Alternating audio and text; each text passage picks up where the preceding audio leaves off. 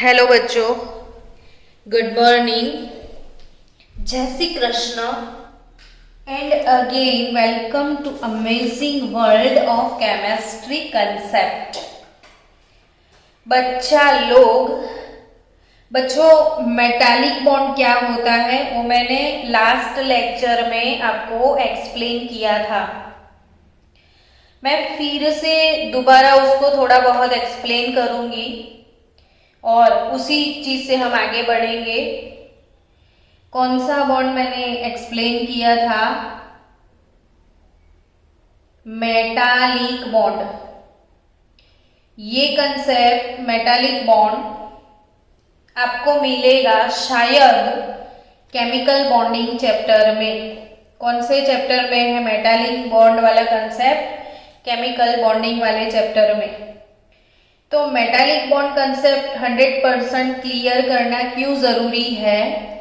क्योंकि वो standard 12 chapter 1 solid state उसमें भी इसका इम्पोर्टेंस बहुत ज्यादा है। तो 3 चैप्टर ऐसे हैं जैसे एस ब्लॉक, दूसरा ये केमिकल बॉन्डिंग और तीसरा चैप्टर है अपना सॉलिड स्टेट। तो ये कंसेप्ट जरूरी है। अब तक आप पढ़ चुके हो, थोड़ा रिवीजन उसके बाद आगे के टॉपिक। अब तक आप पढ़ चुके हो आयोनिक बॉन्ड यानी जिसमें आयंस होते हैं, फिर कोवेलेंट बॉन्ड जिसमें इलेक्ट्रॉन का शेयरिंग होता है। आयोनिक बॉन्ड में इलेक्ट्रॉन एक्सचेंज होता है, एक को देना है किसी को लेना है। लेकिन कोवेलेंट बॉन्ड में इलेक्ट्रॉन शेयरिंग होता है, एक तुम्हारा एक हमारा, चलो बॉन्ड बना लेते हैं। फिर मैंने आपको सिखाया हुआ है हाइड्रोजन बॉन्ड। हाइड्रोजन बॉन्ड वाला थियरी भी केमिकल बॉन्ड में आपको सिखाया था। ये वंडरवाल अट्रैक्शन है हाइड्रोजन बॉन्ड्स। वंडरवाल्स अट्रैक्शन में आता है सिंपली पॉजिटिवली चार्ज्ड हाइड्रोजन किसी का और किसी का लोन पेयर। फिर से सुन लो, किसी का covalently bonded positively charge hydrogen, इस पे पॉजिटिव चार्ज होता है, और लोन पेयर जो है वो नेगेटिव चार्ज वाला होता है। लोन पेयर यानी इलेक्ट्रॉन, इलेक्ट्रॉन पे नेगेटिव चार्ज और ये पॉजिटिव चार्ज, और पॉजिटिव और नेगेटिव चार्ज के बीच में जो अट्रैक्शन पैदा हो जाता है वो है हाइड्रोजन बॉन्ड।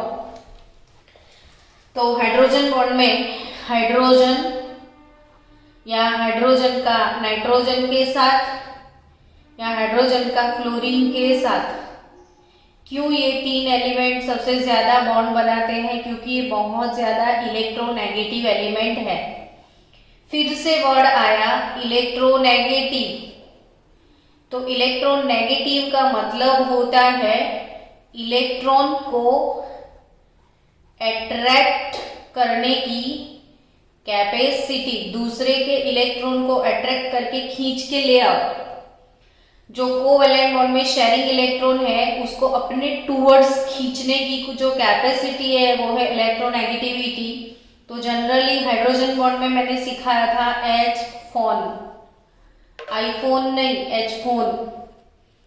एच फोन मतलब हाइड्रोजन तो है ही है लेकिन सामने वाला का लोन पेयर।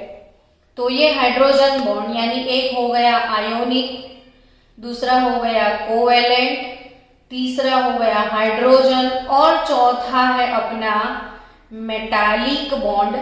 और मेटालिक बॉन्ड किस में होता है? तो मेटल्स में होता है। जैसे स्टूडेंट्स आपके पास गोल्ड मेटल है, iron metal, sodium metal, magnesium metal, aluminium metal, जितनी भी मेटल है मेटल, वो मेटल के अंदर कौन सा बॉन्ड है? तो मेटालिक बॉन्ड। कितना इजी गोइंग है ना कंसेप्ट। मेटल के अंदर वाला बॉन्ड कौन सा? Metallic bond. Nice concept. अब मेटालिक बॉन्ड में क्या होता है? तो मैंने सिखाया था कि मेटल जो है, जैसे आप समझो कि फर्स्ट ग्रुप की मेटल है, इसका configuration NS1, second group metal NS2, third group metal NS3। Obviously आप समझ गए कि मेटल की लास्ट ऑर्बिट में जनरली 1, 2 या 3 इलेक्ट्रॉन्स होते हैं। मेटल की लास्ट ऑर्बिट में जनरली कितने इलेक्ट्रॉन्स होते हैं? 1, 2 या 3 इलेक्ट्रॉन्स होते हैं। तो वो 1, 2 या 3 इलेक्ट्रॉन का शेयरिंग करे तो 1 + 1 सिर्फ 2 होता है, 2 + 2 4 हो जाता है, 3 + 3 6 होता है, यानी ऑक्टेट क्लियर नहीं होता है शेयरिंग करने के बाद। जैसे आप नाइट्रोजन का देखो, नॉन मेटल है नाइट्रोजन, मेटल नहीं है, तो उसके पास 5 इलेक्ट्रॉन है। अब दूसरा नाइट्रोजन इसके पास आ जाए 5 इलेक्ट्रॉन वाला, तो ये 3 इलेक्ट्रॉन का शेयरिंग कर ले, तो 5 तो थे, 3 मिल गए, 8 हो गए। तो इन दोनों के बीच में शेयरिंग हो जाता है क्योंकि उनका शेयरिंग के बाद ऑक्टेट क्लियर होता है। लेकिन एल्यूमिनियम जिसके पास 3 इलेक्ट्रॉन है, दूसरा एल्यूमिनियम इसके पास आए 3 लेके तो भी 6 हो जाए, एक ऑक्टेट नहीं होने वाला। तो समझो बच्चों कि मेटल मेटल एक दूसरे के साथ शेयरिंग करके बॉन्ड नहीं बना सकते हैं। तो उस टाइम होता क्या है? तो फिर से मैं मेटालिक बॉन्ड, आज आपका 10-15 मिनट मेटालिक बॉन्ड वाला जो लास्ट कंसेप्ट था वो फिर से रिवाइज कर दूं, क्योंकि कंसेप्ट बहुत ज्यादा जरूरी है आपको, बॉन्ड कंसेप्ट। चलो, सोडियम मेटल है, उसका इलेक्ट्रॉनिक कॉन्फ़िगरेशन है 281, यानी इसका न्यूक्लियस है ये पहला ऑर्बिट जिसमें 2 इलेक्ट्रॉन है, उसका दूसरा ऑर्बिट जिसमें 1, 2, 3, 4, 5, 6, 7, 8 इलेक्ट्रॉन है, और लास्ट वाला ऑर्बिट जिसमें सिर्फ 1 इलेक्ट्रॉन है, ये वाला। अभी इसको नहीं चाहिए, क्यों? तो इसको हटा दे तो इसका ऑक्टेट क्लियर। बट इसको कैसे हटाए? कोई सामने कोई लेने वाला हो तो हटाए ना। Na के बाजू में अगर Cl है तो Cl झपक के इसका इलेक्ट्रॉन ले लेगा तो आराम से आयोनिक बॉन्ड बन जाएगा, लेकिन सोडियम के पास सोडियम ही है ना, तो इसीलिए वो अपनी लास्ट ऑर्बिट को छोड़ देता है, और बीच वाला ये जो पार्ट है वो पॉजिटिव गोला बन जाता है। ये बीच वाला जो पार्ट है, इतना पार्ट, ये लास्ट ऑर्बिट को छोड़ने के बाद जो ये पार्ट बचा, इसे कर्नल बोला जाता है, कर्नल। तो कर्नल क्या है? एक्सेप्ट आउटर मोस्ट, सबसे लास्ट ऑर्बिट होता है ना बच्चों, इसे आउटर मोस्ट या इसे वैलेंस ऑर्बिट बोला जाता है। इसको छोड़ दो आप, तो यही बचा ना वो कर्नल पॉजिटिव, और ये इलेक्ट्रॉन को इसने छोड़ दिया। तो सारी मेटल क्या करेगी? सारी मेटल कर्नल्स बना लेगी, ऐसे कर्नल्स बना लेगी, और अपने जो लास्ट ऑर्बिट के इलेक्ट्रॉन्स है ना, उसको वो क्वीट कर लेंगे। लास्ट ऑर्बिटल इलेक्ट्रॉन जो है उसको वो क्वीट कर लेंगे, और वो क्वीट कर लेंगे, और वो जो क्वीट iलेक्ट्रॉन है इसे कहीं भी घूम सकते हैं वो, इसीलिए इसे बोला जाता है डीलोकलाइज्ड इलेक्ट्रॉन। क्या बोला जाता है? डीलोकलाइज्ड, वो कहीं पे भी घूम सकते हैं। लेकिन इलेक्ट्रॉन आखिर इलेक्ट्रॉन है, उसी इलेक्ट्रॉन पे नेगेटिव चार्ज है। ये जो कर्नल है अपनी पॉजिटिव है। अब नेगेटिव पॉजिटिव के बीच में जो अट्रैक्शन फोर्स होता है, डेफिनेशन हर एक बच्चा 5 टाइम लिख के मुझे होमवर्क सेंड करेगा। ये पिक्चर सब बच्चों को लिखना है। इसे इलेक्ट्रॉन सी मॉडल बोलते हैं। इलेक्ट्रॉन सी मॉडल, इलेक्ट्रॉन का दरिया है, छोड़े हुए, घर से निकाले हुए डीलोकलाइज्ड इलेक्ट्रॉन का ये जो दरिया है, समंदर है, उसमें सारी कर्नल्स फ्लोट कर रही है, तो इलेक्ट्रॉन सी मॉडल है ये, electron C. So attraction force produced between positively charged kernel and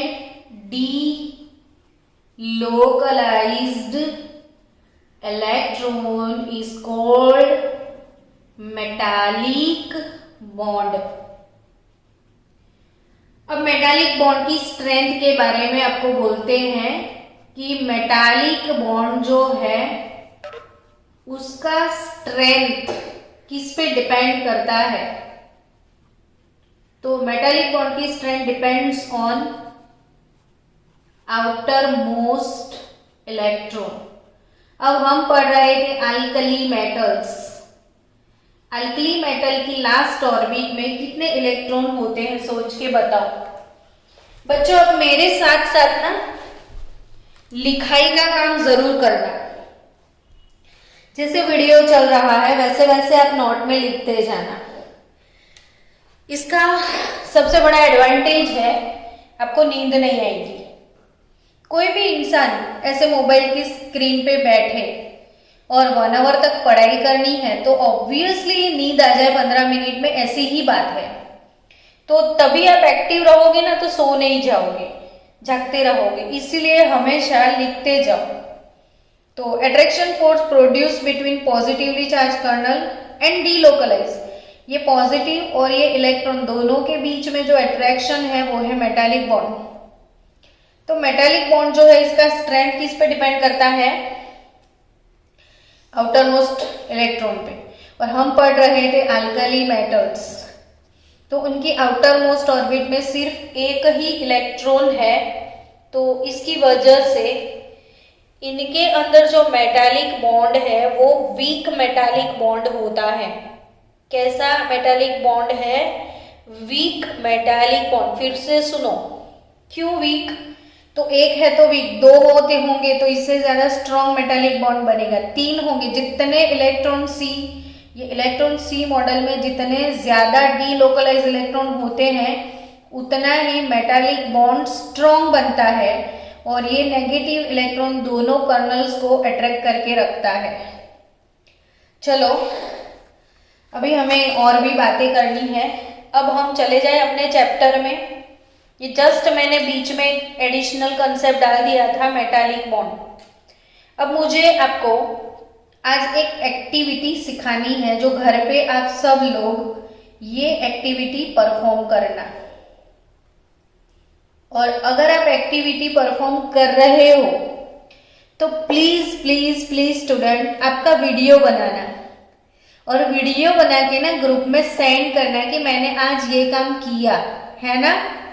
तो आई वॉन्ट योर वीडियोज ताकि आप एक्टिव रहो, मस्त रहो। केमिस्ट्री का स्लोगन क्या है, एक्टिव रहो मस्त रहो। और दूसरा स्लोगन है हमारा, पढ़ेगा इंडिया तभी तो बढ़ेगा इंडिया। पढ़ेगा इंडिया तभी तो बढ़ेगा इंडिया। तो पढ़ो इंडिया, पढ़ो, एक्टिविटी करो, रिकॉर्ड करो और मुझे भेज दो। अब सब लोगों ने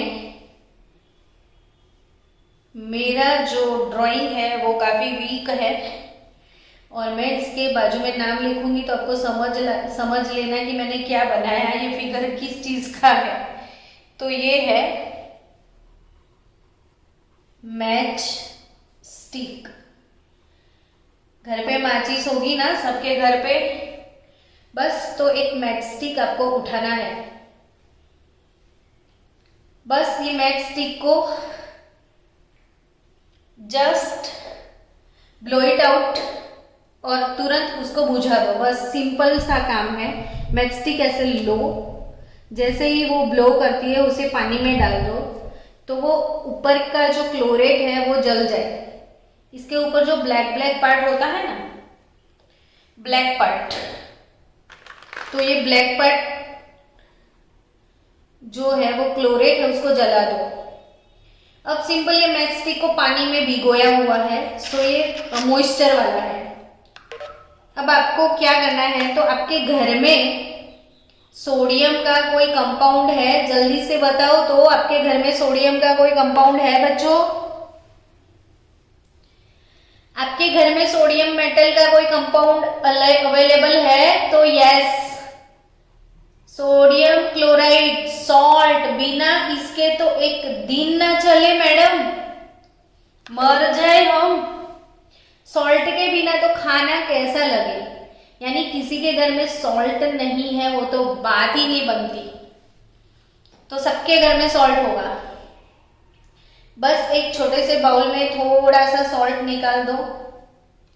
ये जो मैच स्टिक भिगोया हुआ है उसे ऐसे सॉल्ट में डाल दो, ऐसे सॉल्ट में डाल दो ताकि उसके ऊपर पूरा सॉल्ट चिपक जाए, इसके ऊपर पूरा सॉल्ट चिपक जाए, क्योंकि वो पानी से भीगा हुआ है। सॉल्ट में डालोगे तो सॉल्ट के पार्टिकल इसके ऊपर चिपक जाएंगे। अब मैच स्टिक को ऐसे पकड़ो आप, और कुछ नहीं करना है। आपके सबके घर में क्या है, तो now start your cooking gas. Done. Now start your cooking gas and put the stick in it। अब कैसे पुट करोगे तो तुम लोग गलती मत करना, देखो मैं कैसे समझाऊं तुम लोगों को। जैसे गैस ऑन किया, ठीक है, तो वो गैस का जो आपका फ्लेम है ना, वो ऑक्सीडाइजिंग फ्लेम है, और वो ऑक्सीडाइजिंग फ्लेम आपका ब्लू कलर का होगा। गैस का फ्लेम कौन से कलर का होगा? ब्लू। अब जैसे समझो कि गैस का फ्लेम जल रहा है, मेरा हाथ है, तो ये मैच स्टिक आपने लिया, तो ऐसे साइड पे दूर से, ऐसे नहीं गैस पे डाल देना है मैच स्टिक को, ऐसे नहीं करना है, ऐसे साइड पे जस्ट लगाना। ये जल रहा है ब्लू फ्लेम, ऐसे साइड पे लगाना। तो गैस का जो ब्लू कलर का फ्लेम है वो मैच स्टिक के ऊपर सोडियम है, और ऐसे फ्लेम में साइड पे ऐसे रखोगे तो उतना पोर्शन येलो हो जाएगा। यानी सोडियम जो है वो कौन से कलर का फ्लेम देगा आपको? येलो कलर फ्लेम होता है सोडियम का।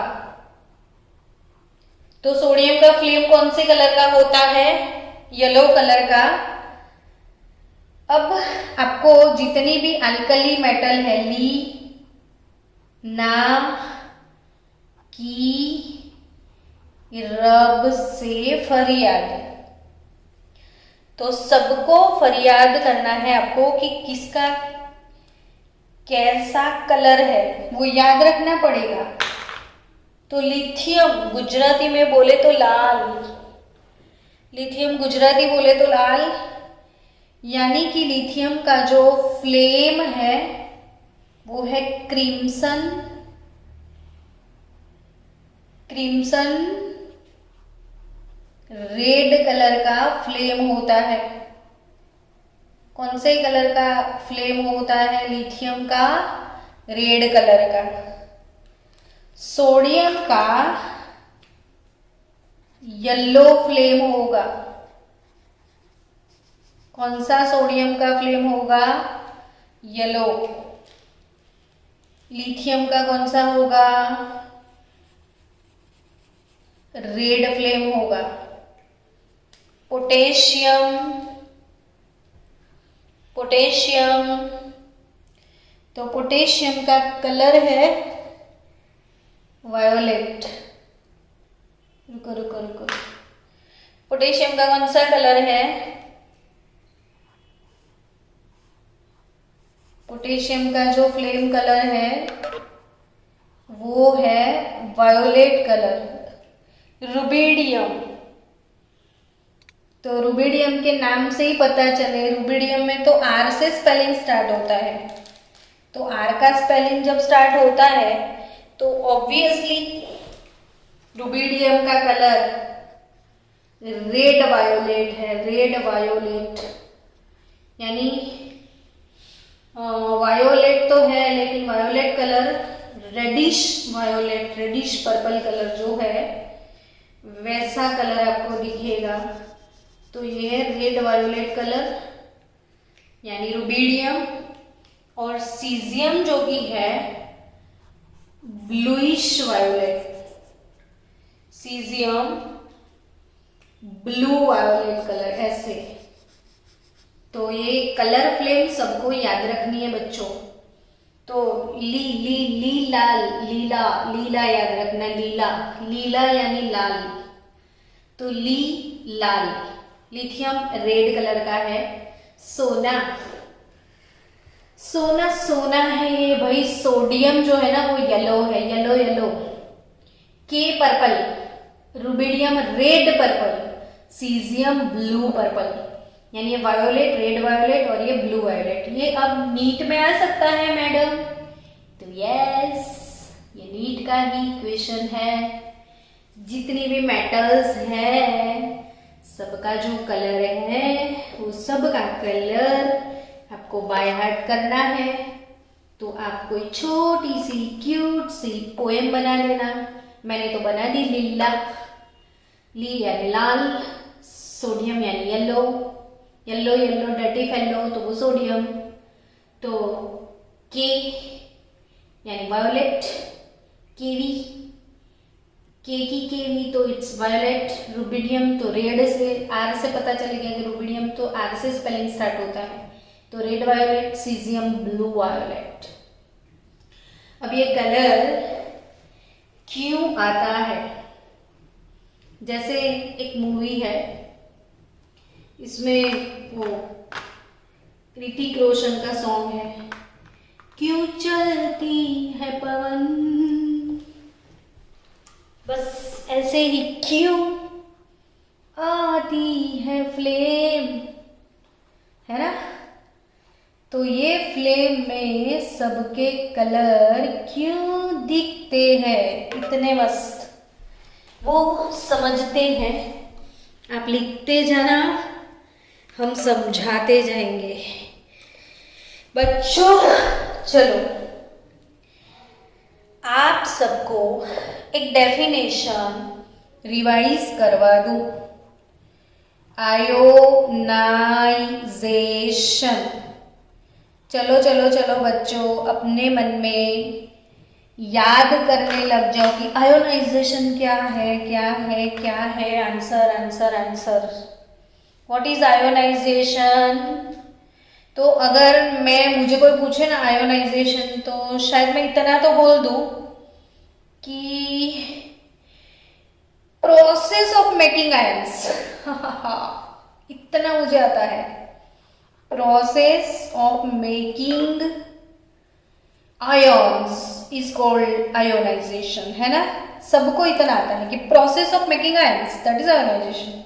ओके, कौन सा आयन? Positive ion. अच्छा, कैसे बनता है पॉजिटिव आयन? इलेक्ट्रॉन लूज करके। यार कितनी सिंपल सी बात मैडम, पूछ करते हो बार बार। भाई तुमको नहीं आता इसलिए हम पूछते हैं। भाई ये मेटल जो है वो इलेक्ट्रॉन लूज कर देता है, तो वो तो पॉजिटिव आयन बन जाता है। बच्चों प्लीज प्लीज प्लीज ये चीज समझ जाओ, मेटल जो है वो इलेक्ट्रॉन लूज करके पॉजिटिव आयन बनता है, इसे बोलते हैं प्रोसेस ऑफ मेकिंग आयन। अब इस प्रोसेस, ऐसे ही थोड़ी कोई प्रोसेस हो जाता है, कुछ तो भाई चार्ज लगता है। तो इसमें क्या चार्ज लगता है ये वाले प्रोसेस में?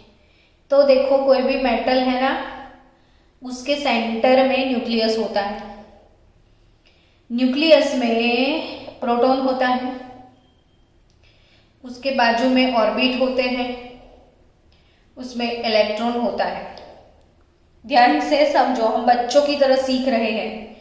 इसका चार्ज पॉजिटिव, इसका नेगेटिव। पूरी दुनिया जानती है पॉजिटिव और नेगेटिव के बीच में क्या होता है मित्रों?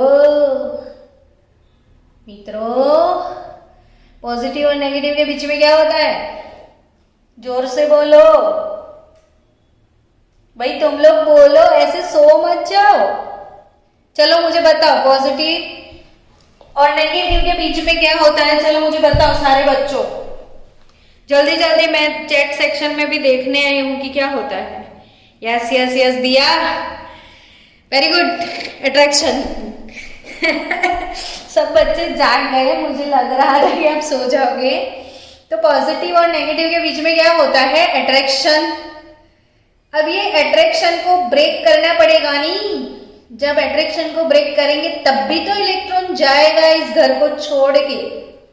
तो बच्चों, इस इलेक्ट्रॉन को निकालने के लिए हमको देना पड़ता है एनर्जी।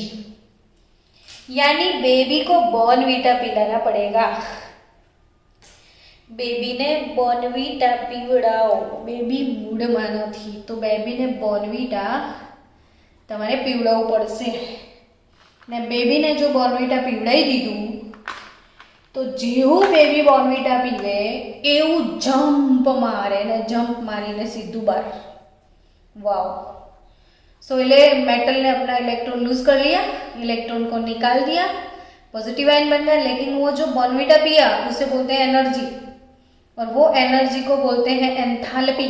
कोई भी एनर्जी हीट के फॉर्म में होती है तो इसे बोला जाता है एंथैल्पी, और इसकी वजह से इसका सिंबल H सिलेक्ट किया गया है।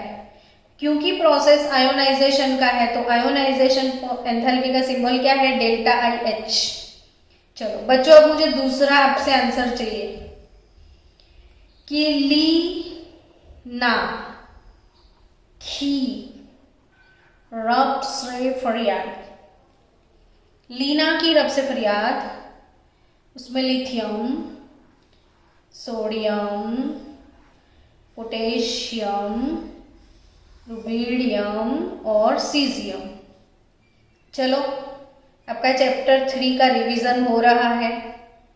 कोई भी ग्रुप में, ग्रुप ऐसे थे ना, तो कोई भी ग्रुप में जब टॉप टू बॉटम मूव होते थे तो साइज सबसे बड़ा घड़ा नीचे होता है, उस नीचे वाले घड़े पे थोड़ा सा छोटा घड़ा, उस पे थोड़ा सा छोटा घड़ा, उस पे थोड़ा सा छोटा घड़ा, इस पे एकदम छोटे वाला।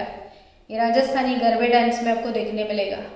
तो वैसा ही अपने पीरियोडिक टेबल का डांस है ये। तो ये डांस मस्ती में आप देखो कि छोटे नीचे वाले बड़े होते हैं, ऊपर वाले छोटे होते हैं। इसमें पूरे ग्रुप में सबसे छोटा नन्ना सा मुन्ना सा प्यारा सा बच्चा कौन? तो लिथियम। समझ गए? यानी कि बच्चों टॉप टू बॉटम जाओ तो साइज डिक्रीज हो जाए। अब मुझे सिर्फ ये चीज बताओ कि जो अट्रैक्शन है वो लिथियम में कम होगा कि सीजियम में? मैं आपका मैसेज देखने आ रही हूं। अट्रैक्शन किस में ज्यादा होगा? ज्यादा मैक्सिमम अट्रैक्शन किस में? Li में। और मिनिमम सीजियम में, है ना? मैक्सिमम लिथियम में, मिनिमम सीजियम में। तो मैक्सिमम अट्रैक्शन लिथियम में है। तो लिथियम बेबी को समझाने के लिए ज्यादा बॉर्नवीटा चाहिए। यानी टॉप टू बॉटम अगर मूव हो गए तो ionisation enthalpy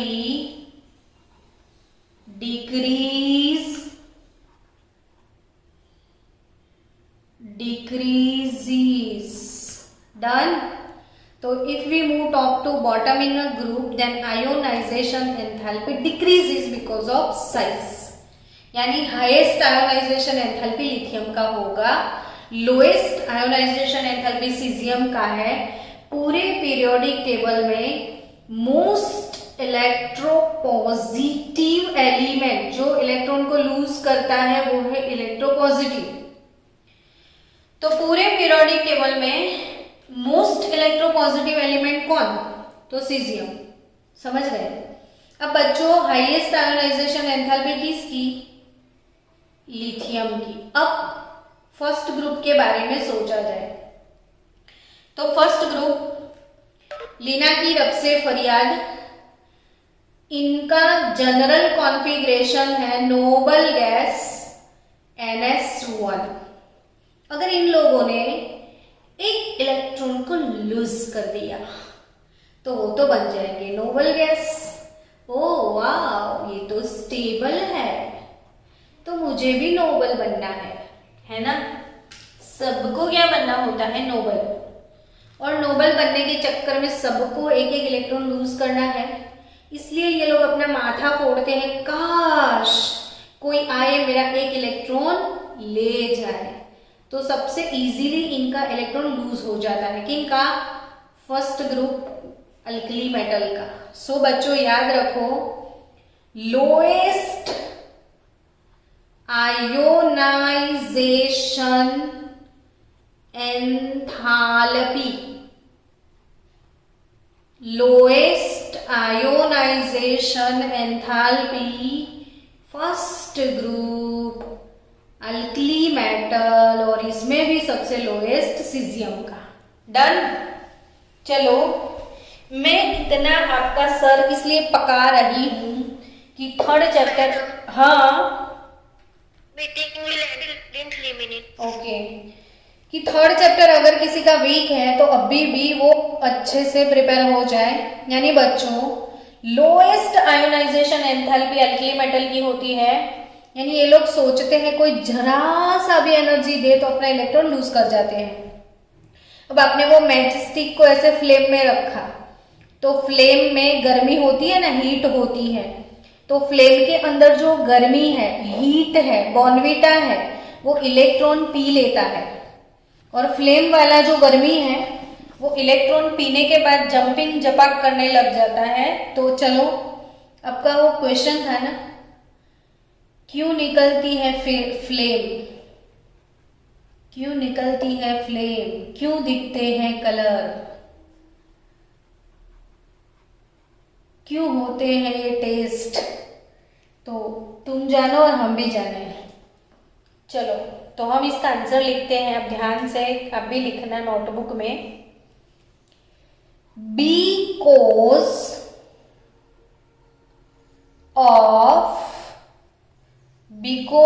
of low ionization enthalpy, because of low ionization enthalpy,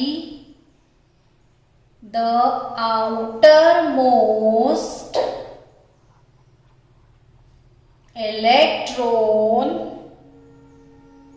in s orbital, configuration फिर से लिखो, alkali metal noble gas NS1, outer most orbit में इलेक्ट्रॉन s ऑर्बिटल में है, तो the outer most electron in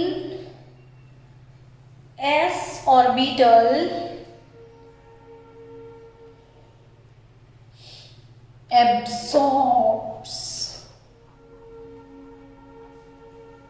absorb energy, outermost electron absorb energy and get excited and goes to higher energy level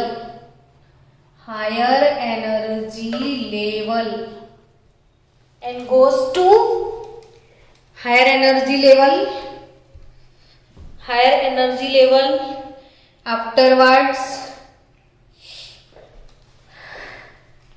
in instantaneous time the excited electron returns to its original orbit। मैंने ये चीज आपको सिखाई थी कि electron lower energy orbit से Bournvita पीने के बाद जंप मार के हायर एनर्जी ऑर्बिट में चला जाता है।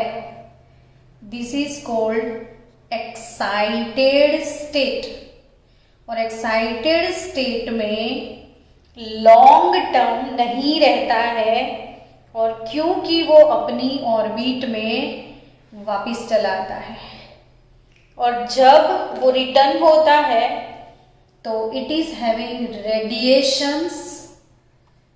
ये रेडिएशन के फॉर्म में अपनी एनर्जी रिलीज करता है, और वो जो रेडिएशंस ऐसे निकलते हैं अंदर से, that radiations are of different wavelength, different wavelength. और वेवलेंथ के हिसाब से आपको ये क्वालिटेटिव एनालिसिस में डिफरेंट कलर्स मिलने वाले हैं। वेट फॉर सम टाइम बच्चों।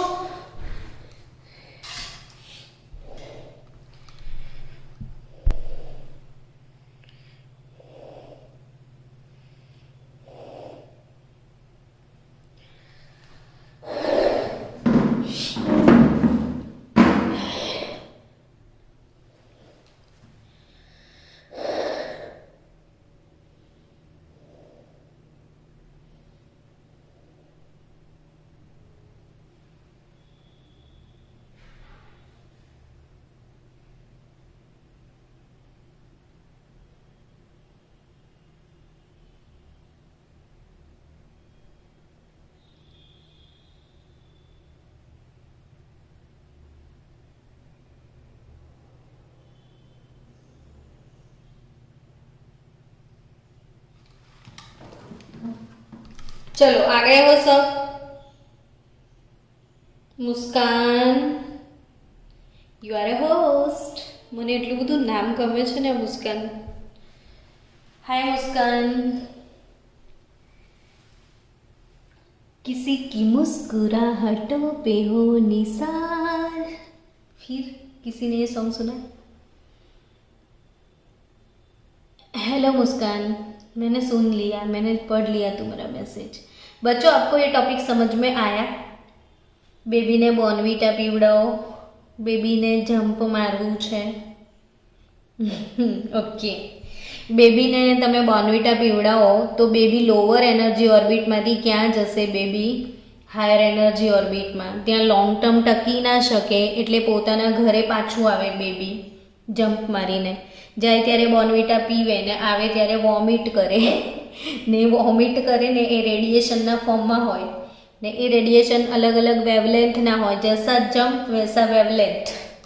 और जंप के हिसाब से जो वेवलेंथ होगा उसके हिसाब से उसमें कलर आने लगेगा. तो चलो बच्चों, आगे बढ़ते हैं अपने टॉपिक पे.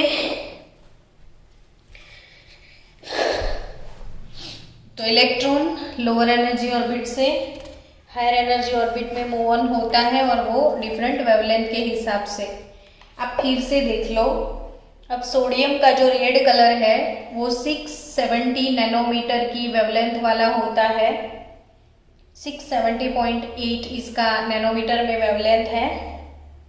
फिर है आपके पास सोडियम, सॉरी 678 तो ये लिथियम का होता है. सोडियम मैंने पहले लिखा था ना गलती से. और सोडियम 589.2 का वेवलेंथ वाला है. हालांकि पोटेशियम 766.5, रुबिडियम 780 वेवलेंथ का रेडिएशंस निकलता है, और ये 455.5 की वेवलेंथ का रेडिएशंस है. उसके हिसाब से इनके कलर्स दिखते हैं स्पेक्ट्रम से. चलो बच्चों, अब थोड़ी बहुत ये बातें आगे बढ़ाएं. अब इनमें से एमसीक्यू कैसे आएंगे? तो सबके कलर आएंगे, है ना. और भी एमसीक्यू है बच्चों, ये नीट में भी आते हैं. ऐसा नहीं बोर्ड के एमसीक्यू है. सो बी प्रिपेयर, रेडी. एक एक चीज थियरी में पढ़ लेना कि the amount of sodium and potassium, the amount of sodium and potassium can be determined. कोई भी कंपाउंड में सोडियम पोटेशियम कितने प्रपोर्शन में है उसका डिटर्मिनेशन आपको करना है अमाउंट जानना है तो इसके लिए एक छोटा सा डिवाइस है, इंस्ट्रूमेंट है, और वो इंस्ट्रूमेंट का नाम है फ्लेम फोटोमीटर। Flame photometer. तो फ्लेम फोटोमीटर नाम का जो इंस्ट्रूमेंट है, इसमें फ्लेम और वेवलेंथ की वजह से पता चल जाता है सोडियम पोटेशियम का अमाउंट। तो फ्लेम फोटोमीटर। और दूसरा है atomic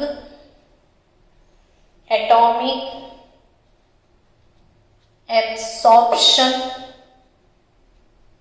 spectrophotometer. Atomic absorption spectrophotometer. Next, ये एमसीक्यू याद रखना, सोडियम और पोटेशियम जो है वो फ्लेम फोटोमीटर और एटॉमिक एब्सॉर्प्शन स्पेक्ट्रोफोटोमीटर से उनका प्रपोर्शन पता चलता है। अगेन दूसरा एक एमसीक्यू है आपके पास, cesium and potassium. Cesium and potassium are used in photoelectric cell। ये एमसीक्यू भी पूछते हैं, photoelectric cell। तो cesium and potassium are used in photoelectric cell। Now चलो बच्चों, इवनिंग सेशन में बहुत सारा टॉपिक आज हम कवर करेंगे 4 to 5 में। Be ready for 4 to 5। इस वीक में हम ये चैप्टर खत्म ही कर लेंगे।